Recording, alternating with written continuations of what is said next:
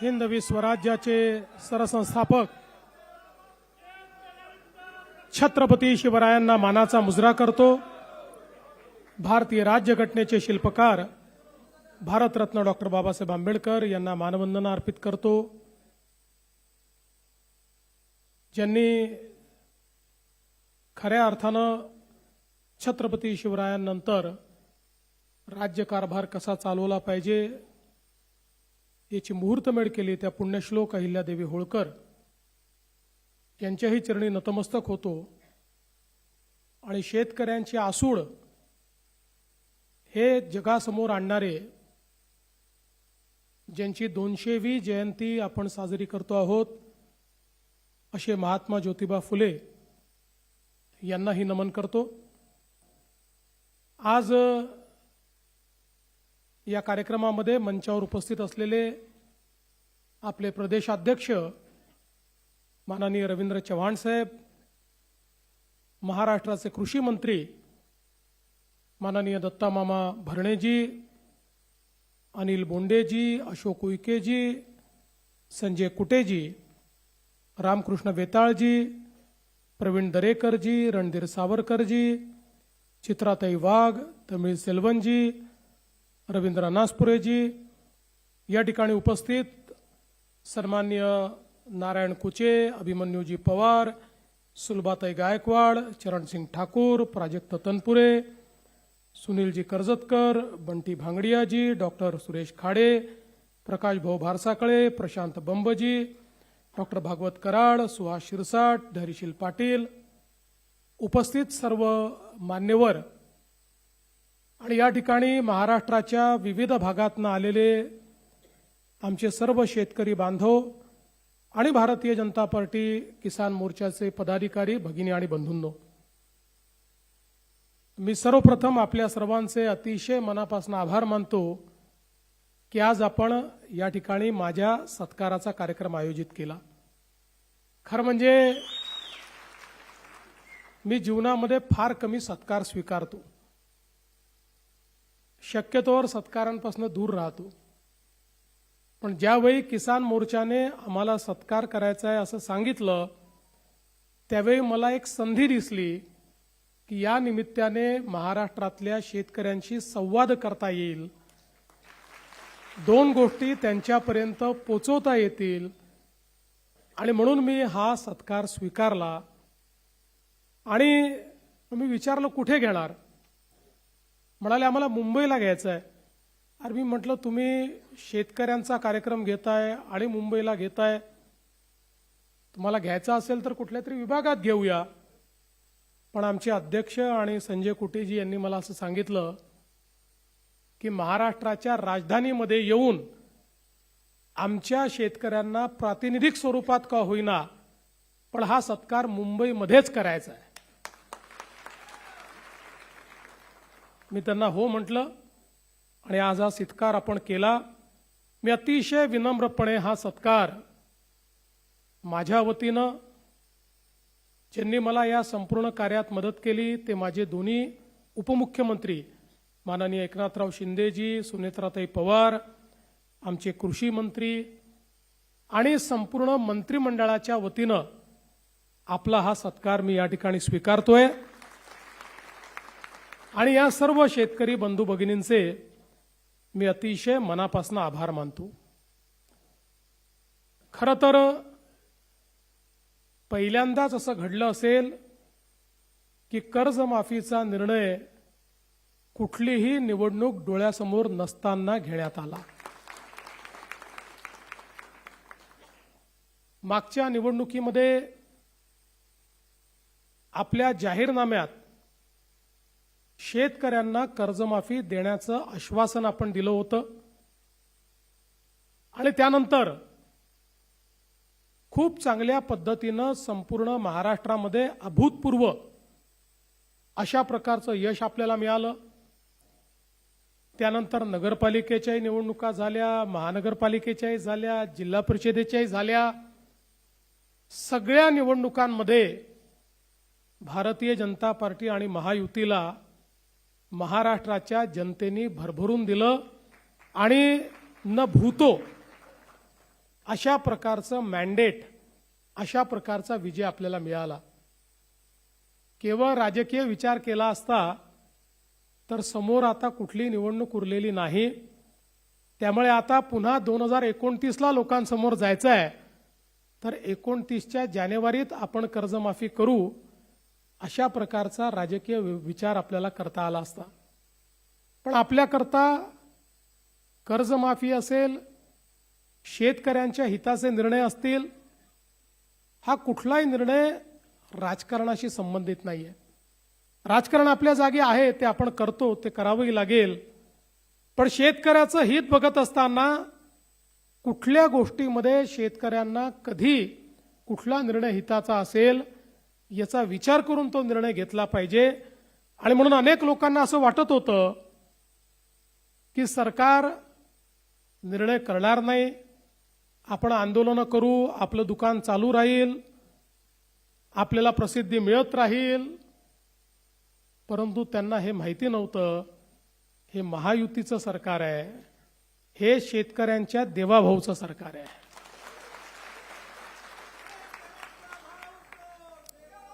आणि म्हणून आपण कर्जमाफीचा निर्णय घेतला. 2 लाखापर्यंत कर्ज माफ करण्याचा निर्णय घेतला. आणि त्याचसोबत ज्यांनी नियमित कर्ज भरलाय त्यांनाही 50,000 रुपये देण्याचा निर्णय आपण घेतला. हे खरं आहे की हा निर्णय घेत असताना एक अट आपण टाकली होती. आणि ती अट अशी होती की 2019च्या कर्जमाफी योजनेमध्ये ज्यांना त्याचा फायदा मिळालाय त्यांना या योजनेचा फायदा मिळणार नाही. राज्यामध्ये 2008ला देशाची कर्जमाफी झाली आणि 2009ला राज्याची कर्जमाफी झाली. 2009च्या कर्जमाफीमध्ये तेव्हाच्या सरकारने 2008च्या कर्जमाफीतल्या लोकांना वगळलं. 2017ला आपण कर्जमाफी केली, त्याही वेळी ज्यांना फायदा यापूर्वी मिळाला होता त्यांना आपण वगळलं. 2019ला कर्जमाफी झाली. 19च्या कर्जमाफीमध्ये तेव्हाच्या सरकारने, मगाशी कुटे साहेबांनी सांगितलं की 2017ला ज्यांना कर्जमाफी मिळाली होती त्या सगळ्यांना वगळण्याचा निर्णय घेतला.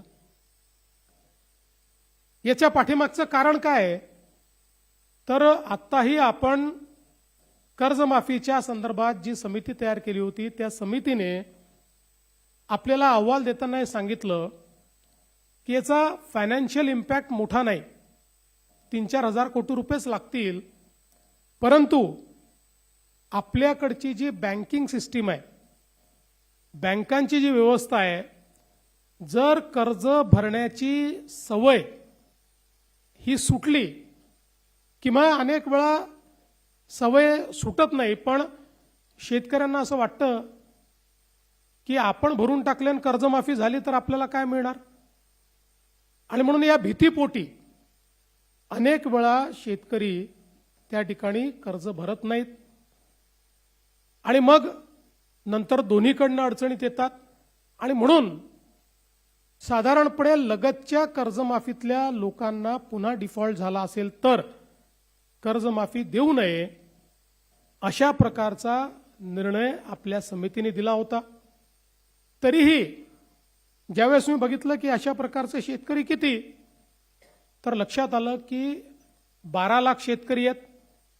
ज्या 12 लाख शेतकऱ्यांना या योजनेचा लाभ मिळणार नाही. मग मी विचारलं की समजा आपण असं केलं, 50,000पर्यंत सरकारने द्यावे आणि वरचे त्यांनी द्यावे, तर किती शेतकरी कव्हर होतात? होतात तर 12 लाख. पण त्यातले 6 लाख शेतकरी असे होते की ज्यांना 10-12 हजार रुपये भरले तरीही 50,000चा फायदा त्या ठिकाणी मिळत होता. आणि म्हणून दोन्ही गोष्टी त्यात होत होत्या. शेतकऱ्याला फायदाही मिळत होता आणि पुन्हा जो काही रिपोर्टमध्ये म्हटलं होतं की कर्ज भरण्याची प्रवृत्ती कमी होऊ नये या दृष्टीनं तुम्ही कारवाई करा, ती कारवाई देखील आपल्याला करता येत होती.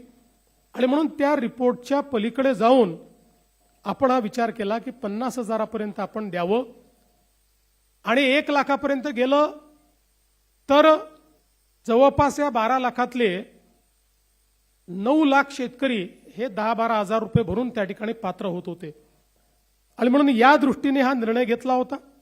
दुसरा निर्णय हा आपण चालू कर्ज आपल्या नागरिकांनी किंवा शेतकऱ्यांनी भरावं याकरता त्याची एक अट आपण लावली होती आणि म्हणून अशा पद्धतीनं ही कर्जमाफी केल्यानंतर ज्यावेळी आमच्या रणधीरभाऊ सावरकरांसोबत आमचे महायुतीचे तीनही पक्षाचे सगळे आमदार जवळपास 25-30 आमदार माझ्याकडे आले आणि माझी सवय आहे, मी सत्य नेहमी सांगतो, कारण आर्थिक शिस्तही असली पाहिजे आणि म्हणून मी त्यांना समजावून सांगितलं की मला पैसे जास्त लागणार नाही, 4,000 कोटी लागणार आहेत. 36,000 कोटी दिले आहेत तर 40,000 द्यावे लागतील, पण आर्थिक शिस्त देखील आपल्याला लावली पाहिजे, कारण भविष्यात आपल्या जिल्हा बँका जर वाचवायच्या असतील तर कर्ज भरण्याची प्रवृत्ती वाढली पाहिजे, या दृष्टीने घेतलेला हा निर्णय आहे. पण आलेल्या सगळ्या आमदारांनी मला त्या ठिकाणी सांगितलं की तुमचं आर्थिकदृष्ट्या किती बरोबर असेल तरी देखील हे जे शेतकरी बाहेर राहत आहेत त्या शेतकऱ्यांच्या मनामध्ये नेहमीच हे राहील की 56 लाखाला दिलं आणि आम्हाला मात्र सोडून दिलं. त्यामुळे तुम्ही हा निर्णय बदलवा. आणि मग त्या सगळ्यांचा आग्रह मला योग्य वाटला. मी आमच्या सगळ्या नेत्यांशी चर्चा केली आणि त्या ठिकाणी निर्णय केला की यावेळी ही अट काढून टाकू आणि सरसकट 2 लाखापर्यंत सगळ्यांना कर्जमाफी देऊ. त्यामुळे आता जे 19च्या योजनेतही पात्र होते पण नंतर डिफॉल्टमध्ये गेले तेही 12 लाख शेतकरी याच्यामध्ये पूर्णपणे एकही पैसा त्यांना भरण्याची आवश्यकता नाही. दुसरं महत्त्वाचं आपण केलं, ज्याचा उल्लेख कुटे साहेबांनी केला होता, की उद्धवजींच्या कर्जमाफीमध्ये 2,01,000 रुपया एवढं जरी तुमचं कर्ज झालं तरी तुम्हाला एकही पैसा मिळाला नाही, एकही नाही. आम्ही म्हटलं असं नाही, एकतर आपले 80% शेतकरी अल्पभूधारक आहेत, त्यामुळे ते 2 लाखाच्या आतले आहेत. जे 2 लाखाच्या वरचे आहेत त्यांनाही संधी मिळाली पाहिजे, या दृष्टीनं आम्ही सांगितलं की 2 लाखाच्या वरचे पैसे तुम्ही भरा, 2 लाखापर्यंत पैसे आम्ही भरतो, म्हणजे तुम्हालाही त्याचा फायदा मिळेल. अशा पद्धतीनं त्यांनाही फायदा दिला. आणि अर्थात दुसरी गोष्ट जी आमच्या या शिष्टमंडळाने मला सांगितली ती मला एका मिनिटात पटली. त्यांनी माझाच विषय माझ्यावर उलटवला. ते म्हणाले तुम्हीच घोषित केलाय अल निनोचं वर्ष आहे. मग अल निनोच्या वर्षामध्ये जर शेतकऱ्यांवर संकट आहे तर अशा वेळी तुम्ही जर चालू वर्षाचे पैसे भरा असं त्यांना सांगितलं तर शेतकऱ्यांवर हे नवीन संकट तुम्ही करताय. मी म्हटलं तुमचं म्हणणं बरोबर आहे. तात्काळ तीही अट आपण काढून टाकली. त्यामुळे आता ज्यांना 50,000 रुपये प्रोत्साहनपर मिळणार आहेत त्यांनी जे 26-27 लगतचे जे मागचे 3 वर्ष आहेत त्या 3 वर्षातल्या कुठल्याही 2 वर्षामध्ये त्यांनी जर त्या ठिकाणी पैसे भरलेले असतील तर त्यांनाही 50,000 रुपये प्रोत्साहन देण्याचा निर्णय हा आपण घेतला आहे. खरं म्हणजे शेतकरी बंधू भगिनींनो, आपण जर बघितलं तर कर्जमाफी हा काही अंतिम उपाय नाहीये. आपण विचार करा, जर राज्यामध्ये शेतकऱ्यांना 7 ते 8 वर्षात 3 वेळा कर्जमाफी द्यावी लागत असेल तर कुठेतरी आपल्या शेतीसमोरचे प्रश्न फार गंभीर आहेत. आणि म्हणून मी नेहमी सांगतो कर्जमाफी आवश्यकच आहे, ती दिलीच पाहिजे. पण कर्जमाफीने कुठला शेतकरी श्रीमंत झाला नाही, कर्जमाफीने कुठला शेतकरी परमनंट त्या कर्जाच्या विळख्यातनं बाहेर पडला नाही. जर आपली शेती फायद्याची करायची असेल तर वेगवेगळ्या प्रकारच्या उपाययोजना केल्याशिवाय शेती फायद्याची होऊ शकत नाही. आज आपण बघा इंडस्ट्रीत नवनवीन तंत्रज्ञान येतं आणि त्या तंत्रज्ञानामुळे ती इंडस्ट्री फायद्यामध्ये जाते. जर एखाद्या उद्योगाने ठरवलं की मी नवीन तंत्रज्ञान आणणारच नाही, तर तो उद्योग बंद पडतो. दुसरा कोणीतरी तंत्रज्ञान आणतो आणि त्या उद्योगाच्या पुढे जातो. आमच्या शेतीचं क्षेत्र देखील असं आहे की या क्षेत्रामध्ये जर आपण नवीन पद्धती आणल्या नाहीत, या शेतीमध्ये आपण नवीन तंत्रज्ञान आणलं नाही, तर शेती फायद्याची होऊ शकत नाही. आणि मग या सगळ्या नवीन गोष्टी करण्याकरता अडचण काय आहे? ती अडचण आहे गुंतवणुकीची. ज्या शेतकऱ्याकडे जो अल्पभूधारक शेतकरी आहे, या अल्पभूधारक शेतकऱ्याला गुंतवणूक त्यांनी करायची कशी? गुंतवणुकीकरता त्याला पैसे येतील कुठनं? तो जेमतेम पीक कर्ज काढतोय आणि तेही कर्ज जर परत करू शकत नाहीये, तर मग गुंतवणूक तो करेल कशी? आणि म्हणून 2014 नंतर मोठ्या प्रमाणात आपण शेती क्षेत्राला रिलीफ आणि रिहॅबिलिटेशन म्हणजे मदत आणि पुनर्वसनचं क्षेत्र नाही, ते तर करावंच लागतं. पाऊस आला तर, अतिवृष्टी झाली तर, अवर्षण झालं तर, वाहून गेली तर, सगळ्या गोष्टीत ते तर करावंच लागतं. पण केवळ तितक्यापुरतं मर्यादित ठेवायचं नाही. शेती क्षेत्रामध्ये गुंतवणूक करायची आपण निर्णय घेतला, मग जलयुक्त शिवार असेल, मागेल त्याला शेततळं असेल, मागेल त्याला सिंचन विहीर असेल, मागे त्याला ठिबक असेल. तुम्ही आठवा 2014 पूर्वीची परिस्थिती तुम्ही आठवा. मी देखील जवळपास 10 वर्ष माझ्याकडे ग्रामीण क्षेत्र होतं मी आमदार असताना. नंतर मग माझं शहरी क्षेत्र झालं. पंचायत समितीत आम्ही बसायचो, काहीतरी इष्टांक आलेला असायचा आणि मग ते पंचायत समितीचे सभापती, सदस्य आणि आमदार मिळून आम्ही वाटायचो. 4 तुझ्याकडे, 2 तुझ्याकडे, 4 तुझ्याकडे, 5 तुझ्याकडे. आणि त्या वाटणीतही आम्ही एवढं खुश असायचो की जणू काय शेतकऱ्याला आपण दिलेला आहे अशा पद्धतीची बंदरबाट आपण करायचो. मी सांगितलं की पद्धतीच दूर झाली पाहिजे आणि मग सगळ्या गोष्टी मागेल त्याला, ज्याला आवश्यकता त्याने मागावं, आपण त्याला देऊ, अशा पद्धतीनं मागेल त्याला शेततळ्यांची योजना आपण आणली. महाराष्ट्रामध्ये लाखो शेततळी आपण तयार केली. आज तुम्ही बघा, म्हणजे आम्हाला संधी मिळते अनेक वेळा हेलिकॉप्टरमधून जाण्याची, अलीकडच्या काळात मी वापरत नाहीये, पण अनेक जिल्हे असे आहेत आणि मराठवाड्यातले देखील अनेक जिल्हे असे आहेत की जे कोरडे जिल्हे आहेत, पण तुम्ही वरून जर बघितलं ना तर प्रत्येक शेतात शेततळ तुम्हाला भेटतं. आणि ते विचारा कधी झालेलं आहे? हे मागेल त्याला शेततळ्याच्या आपल्या योजनेत झालेलं आहे. आज जे काही पाणी आहे ते आपण साठवू शकतो. आणि मग आताच्या परिस्थितीत अल निनोमध्ये कुठेतरी 5, 7, 8 जुलैला भरपूर पाऊस येतो आणि त्याच्यानंतर 25 जुलैपर्यंत पाऊस गायब होतो. अशा परिस्थितीमध्ये जर पिकावर ताण पडला तर त्या पिकाला पाणी द्यायचं कुठनं? त्याकरता ही शेततळी आहेत, त्याकरता प्रोटेक्टिव्ह इरिगेशन करता ही कामी येत आहेत. आज परिणाम असा झाला, आम्ही साधारणपणे ज्या ठिकाणी जलयुक्त शिवारची कामं आपण केली, जलसंधारणाची कामं केली, त्या गावांचं ज्यावेळेस ऑडिट केलं, त्या ऑडिटमध्ये असं लक्षात आलं की अनेक गावं अशी होती की जी एका पिकावर होती, ती आज 3-3 पिकं घेऊन राहिली आहेत. ज्या गावांमध्ये बागायतीचा विचार करत नव्हते, फळबागांचा विचार करत नव्हते. मला नेहमी, आजही माझ्याकडे तो व्हिडिओ आहे की ज्यावेळी 2019 साल असेल, मी सांगोल्याला गेलो आणि त्या सांगोल्यामध्ये एक शेतकरी म्हणाला माझ्या शेतीत तुम्हाला यावंच लागेल, आणि मला घेऊन गेला आणि त्याने सांगितलं इथे माझ्याकडे काही पिकत नव्हतं. आज जलयुक्त शिवारनंतर ऍपल बेर त्यांनी पिकवणं चालू केलं आणि म्हणाला यावर्षी 25 लाख रुपयाचे ऍपल बेर मी त्या ठिकाणी विकेल. त्यामुळे शेतीमध्ये आणि शेतीच्या क्षेत्रात गुंतवणूक आपण सुरू केली. पूर्वीच्या काळामध्ये लोकांना ड्रिप इरिगेशन करता, ठिबक सिंचनाकरता वाट पाहावी लागायची. आम्ही सांगितलं ऑनलाईन अप्लाय करा, ऑनलाईन अर्ज करा आणि ऑनलाईनच तुमच्या खात्यात पैसे जातील. आताही जे मामा सांगत होते की काही बॅकलॉग राहिला होता तोही आम्ही पूर्ण करतोय. आणि जेवढे अर्ज आले, 5 लाख अर्ज आले तर 5 लाख अर्ज आम्ही स्वीकृत करणं सुरू केलं. ट्रॅक्टरची मागणी जेवढी आली आम्ही स्वीकृत केली. इतक्या मोठ्या प्रमाणात हळूहळू हे यांत्रिकीकरण आपण सुरू केलं.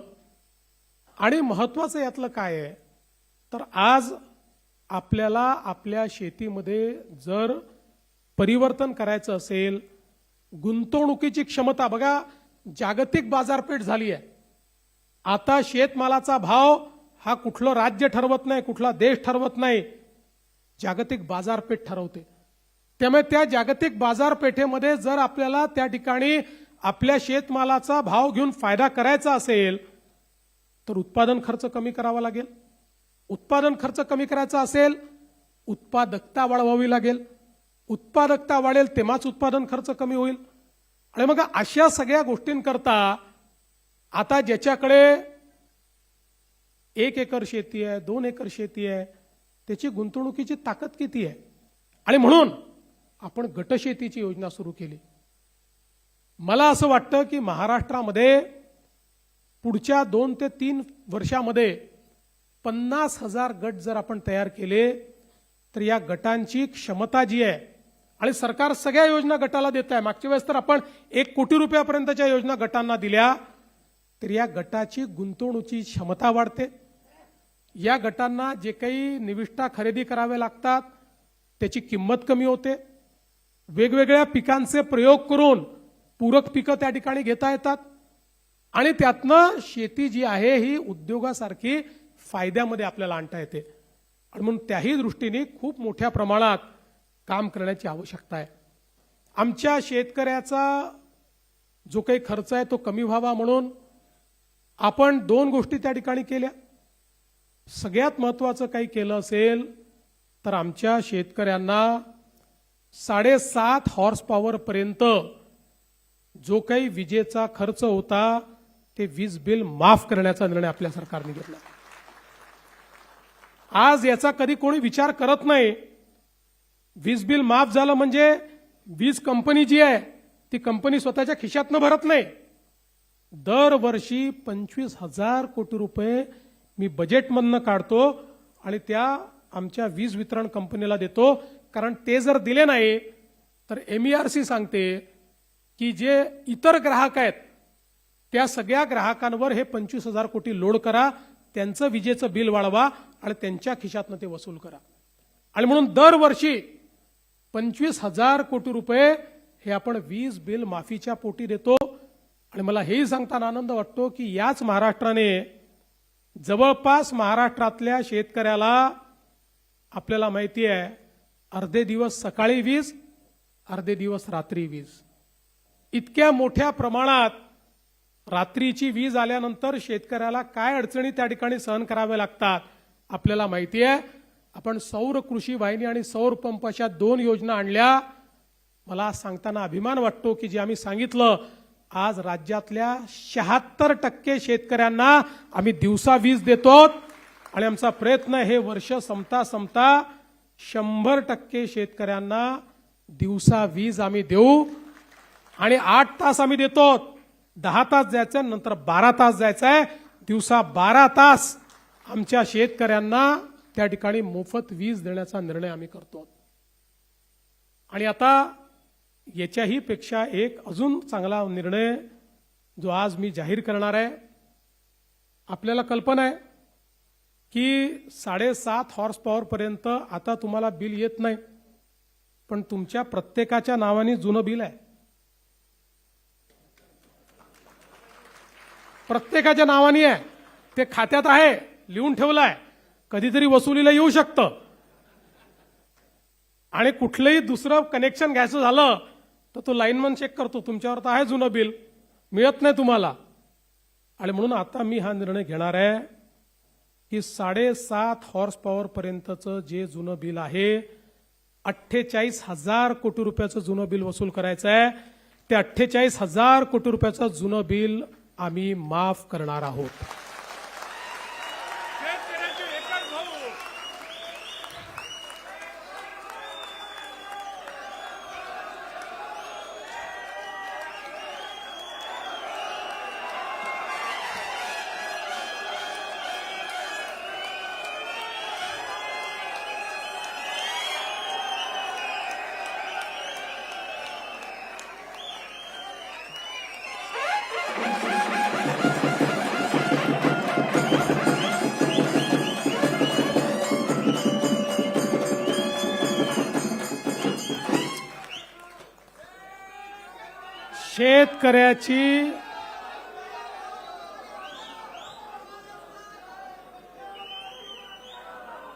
शेतकऱ्याची पाटी ही कोरी झाली पाहिजे आणि त्याला नव्याने त्या पाटीवर इतिहास लिहिता आला पाहिजे, या दृष्टीनं घेतलेला हा निर्णय आहे. आज खरं म्हणजे एकीकडे शेती क्षेत्रातली गुंतवणूक आपण किती वाढवली आहे. माननीय मोदीजींच्या नेतृत्वामध्ये केंद्र सरकार आणि राज्य सरकार मिळून यावर्षी शेती क्षेत्राला विविध योजनांच्या माध्यमातून कुटे साहेब आपण जो पैसा देतोय तो 95,000 कोटी रुपये आहे. कर्जमाफीच्या व्यतिरिक्त, कर्जमाफीचा पैसा नाही, 95,000 कोटी रुपये आपण देतो आहोत. मोठ्या प्रमाणात ही गुंतवणूक आपण वाढवतो. आपला प्रयत्न आहे की हे क्षेत्र हळूहळू सस्टेनेबल झालं पाहिजे आणि म्हणून एक एक गोष्ट जी आपण करतोय, आता शेती क्षेत्रामध्ये आपण एआयचा वापर चालू केलाय. कारण आपल्याला जर उत्पादन खर्च कमी करायचा असेल तर आज आपण इस्रायलची शेती बघितली तर इस्रायलच्या शेतीमध्ये फर्टिगेशन आहे, ठिबक सिंचन आहे, पण त्या ठिबक सिंचनामध्ये फर्टिगेशन आहे. जे काही त्या ठिकाणी द्यावं लागतं ते सगळं त्या ठिबकच्या माध्यमातून जात असताना कंप्लीट ऑटोमेशन असल्यामुळे जेवढं सीसी गेलं पाहिजे, आपण तर अंदाजे करतोय सगळ्या गोष्टी, अंदाजे जेवढं सीसी गेलं पाहिजे तेवढंच ते जातं, त्यापेक्षा जास्त जात नाही. त्याचा परिणाम काय होतो? जमीन चांगली राहते. त्याचा परिणाम काय होतो? खर्च कमी होतो आणि वाढीला त्याचा फायदा होतो. त्यामुळे अशा पद्धतीचे जे काही विषय आहेत ते आपल्याला हळूहळू न्यावे लागतील. आणि शेतीमध्ये जे काही आपण वापरतो, आज रासायनिक खतांमुळे आपल्या शेतीची अवस्था ही वाईट होते आणि म्हणून त्याचा वापर कसा कमी करायचा. आज आपण जे काही आपलं त्या ठिकाणी दुसरं खातं आहे ॲनिमल हजबंडरीचं, त्या खात्यामध्ये देखील खूप मोठ्या प्रमाणात काम चालू केलेलं आहे.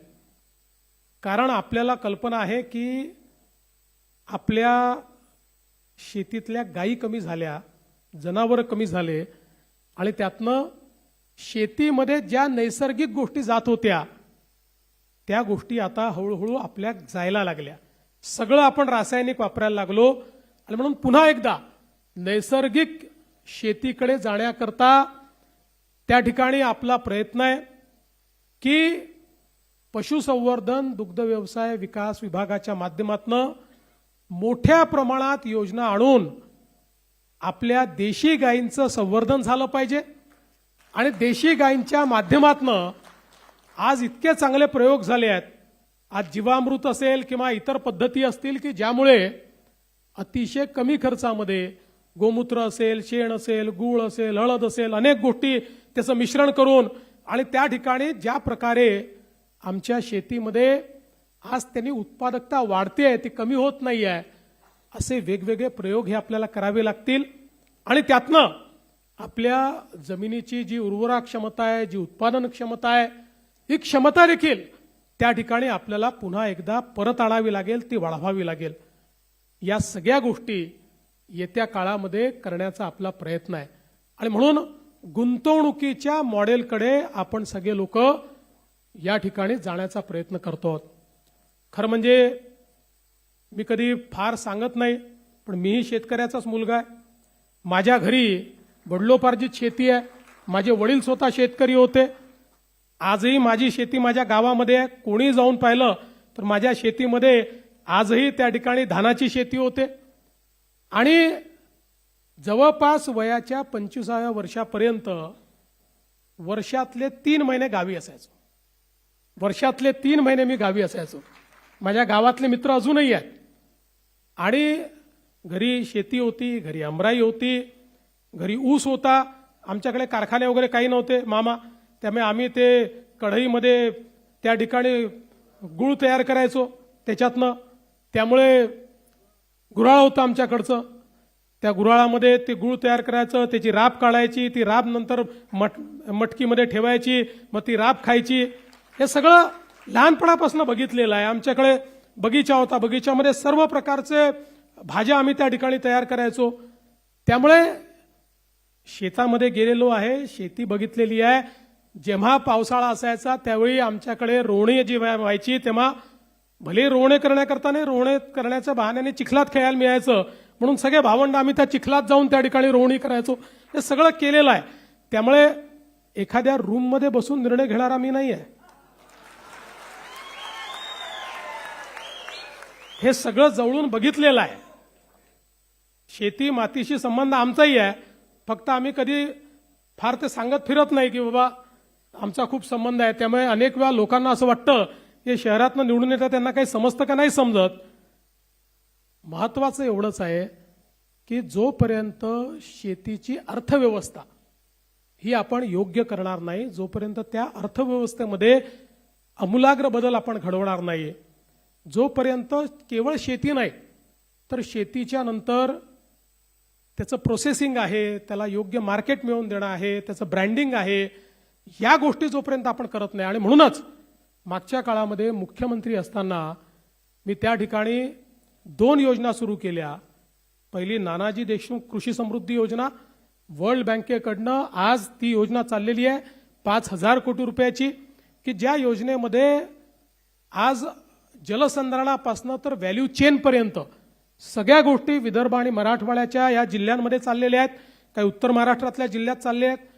आणि दुसरी आपण जी योजना स्मार्टची आणि मॅग्नेटची केली, की ज्या योजनेमध्ये आपला प्रयत्न आहे 10,000 गावांमध्ये आपली जी प्राथमिक सोसायटी आहे त्या सोसायटीला ॲग्री बिझनेस सोसायटीमध्ये परिवर्तित करायचं, त्याला प्रशिक्षित करायचं.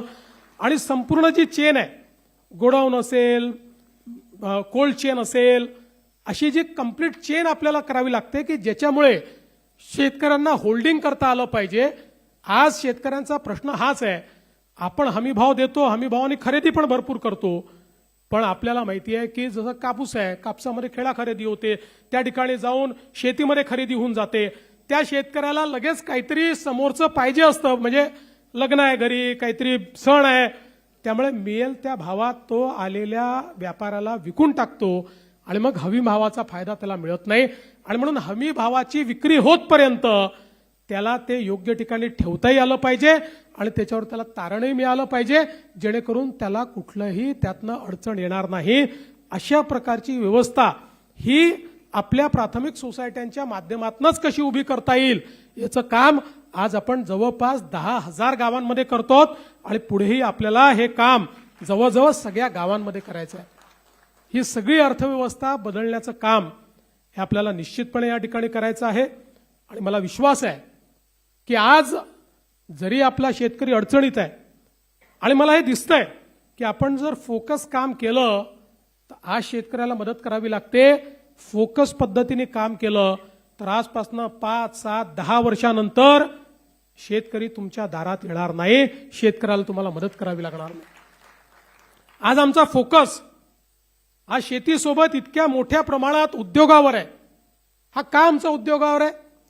याचं कारण असं आहे की एकीकडे हळूहळू शेती क्षेत्रातला रोजगार कमी होणार आहे.